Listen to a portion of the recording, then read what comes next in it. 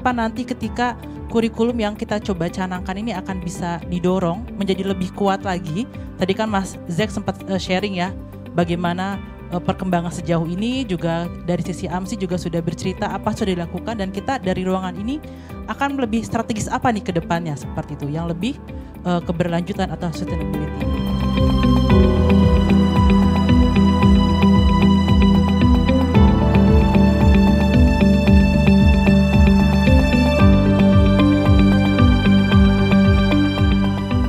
Dan ini yang paling penting juga menurut saya, bahan simulasi dan asesmen harus menyesuaikan waktu dan isu lokal.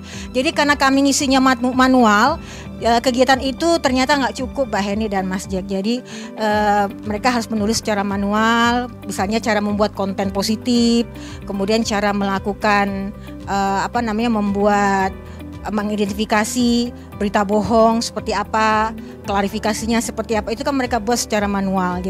Nah, jurnalistik itu ternyata ada beberapa materi. Nah, itu Mavindo dan AMSI mungkin bisa menyiapkan modul-modul yang seperti itu, kemudian disosialisasikan ke sekolah.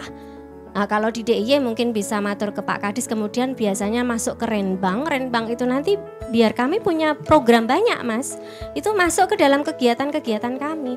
Sudah disiapin materi, itu tinggal materinya dipecah-pecah aja. Mana yang cocok untuk orang tua, mana yang cocok untuk lingkungan sekolah, mana yang cocok untuk lingkungan sosial gitu loh. Jadi tidak ada semacam untuk pertentangan antara ekstra, intra maupun kurikulum. Justru semuanya harus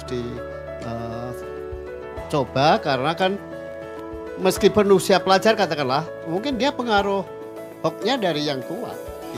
Sehingga yang tua juga harus diedukasi. Perbaikan ekosistem media itu juga menjadi hal yang sangat penting yang kita sebut dengan rejuvenasi jurnalisme. Kita saat ini juga bekerja sama dengan Dewan Pers misalnya untuk bagaimana misalnya terkait kemarin terakhir revisi tentang pedoman pemberitaan media siber.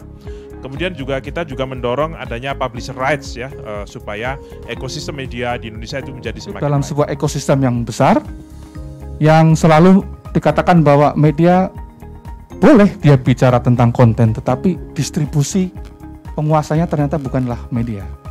Distribusi media, distribusi berita dan news itu sekarang dikuasai oleh siapa? Oleh tech company besar, Google, Facebook, dan seterusnya.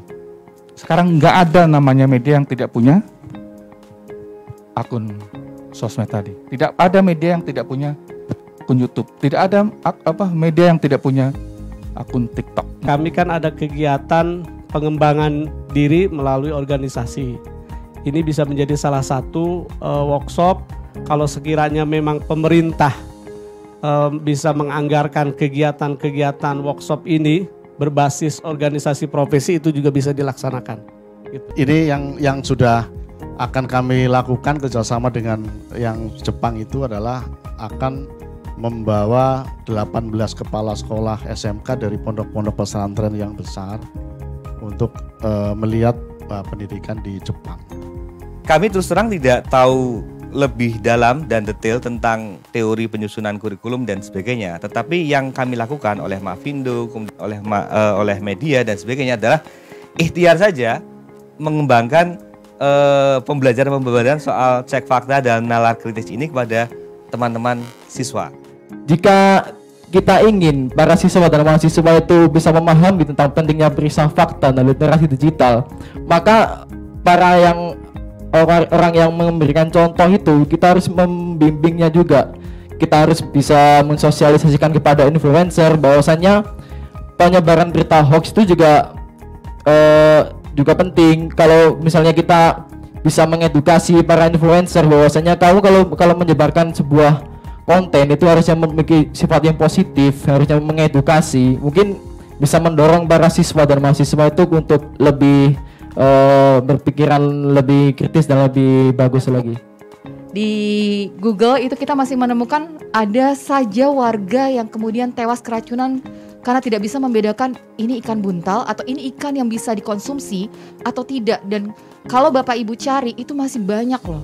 Itu kan sebenarnya kita bicara itu pengetahuan yang harusnya itu semua warga lokal ya. mereka mancing dan mereka nggak tahu itu ikan bisa dikonsumsi atau tidak. Setidaknya itu prakteknya. Nah, dan dari insight Bapak dan Ibu, kita semakin jelas nih. Karena kami dari kemarin FGD di Surabaya, di Pontianak, di Makassar, Semarang, ini gongnya.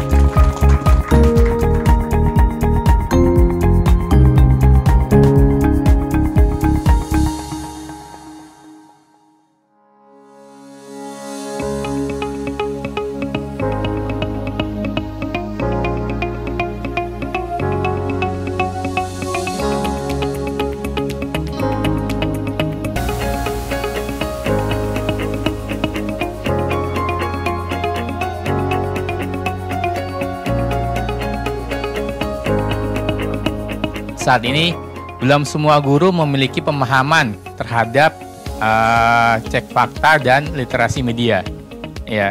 Karena pemahaman ini menjadi fundamental yang harus dimiliki agar kita memiliki satu kesatuan jalan, kesatuan bergerak, seperti itu. Karena kalau tidak semua guru tidak memiliki pemahaman ini, maka bisa jadi terjadi nanti sebuah hambatan-hambatan yang lain. Untuk tantangannya politisasi dan monetisasi isu. Ini baik secara global maupun nasional, bahkan lokal kemarin diinformasikan juga ada. Kemudian logika media sosial yang mau tidak mau kita harus ikuti. Setiap kali kita membuka akun, maka kita sebetulnya sudah masuk ke dalam dunia media sosial yang memiliki logikanya sendiri dan kita harus ikuti. Jadi misalnya Mavindo, Aji, AMSI, terus beberapa civil society lain itu sudah mulai peduli soal literasi digital dan juga penanganan hoax gitu. Termasuk juga beberapa kepentingan partai politik ini menjadi ancaman eksternal untuk kita memerangi hoax. Yang penting ada asesmen sebagai ujungnya apa ini barang. Jangan sampai kita hanya membuat berita, terus ini begini, terus apa hasilnya apa ini, output dan outcome-nya apa. Jadi jika tidak tuntas, itu akan menjadi kabur apa tujuan akhir dari kita. Kemudian yang saya lihat yang asik itu adalah ini mulai terbentuk paradigma ini harus dilakukan bersama. Ini pentahelix. Tadi kalau lihat ini bahwa mahasiswa punya pasukan besar. Teman-teman sekarang sudah punya trainer. Di Aji, AMSI, trainernya ada banyak. Kemudian, jadi sekolah itu sebenarnya nggak perlu khawatir gitu. Kalau mereka misalnya merasa bahwa isu ini penting, tapi saya bingung mulai dari mana gitu ya. Nah tugas kita nih untuk memberikan arahan. Kayak mungkin Ibu Afina ya, lab school barangkali, lab school nanti bisa ngapain gitu ya. Dimulai dari sana gitu ya. Saya yakin dengan melakukan aktivasi gitu ya di tempat yang semudah mungkin Bapak Ibu bisa implementasikan, itu sangat mungkin nanti kemudian bisa beresonansi menjadi skala yang lebih luas lagi. Nah, jadi saya rasa secara struktural itu perlu kita kejar, tetapi secara basis kita ya sebagai orang yang punya kepedulian, ya aktivitas harus kita lakukan. Secara pribadi maupun mewakili organisasi, AMSI sangat optimistis ini akan jalan. Nanti saya mungkin akan malam nanti kita ada rapat kebetulan, kita akan sounding tentang hasil dari kegiatan hari ini, dan teman-teman pasti sangat optimis karena memang pada pekan ini pun kita sebenarnya sedang menyelenggarakan literasi media di Gorontalo ya, Mbak Mia ya, di Gorontalo ya, atau di Palu, jadi malah dua, oke. Jadi Palu dan Gorontalo kita sedang jalan, dan juga kita menggandeng ada Diknas, ada menggandeng Diskominfo. Jadi sebenarnya apa yang sudah secara rintisan kita lakukan selama sepanjang tahun ini di 10 kota, itu saya yakin akan bisa kita kerjakan bersama, karena saya bersyukur bisa bertemu dengan Bapak Ibu semua dari berbagai lembaga dan juga berbagai wilayah, berbagai profesi dan seterusnya.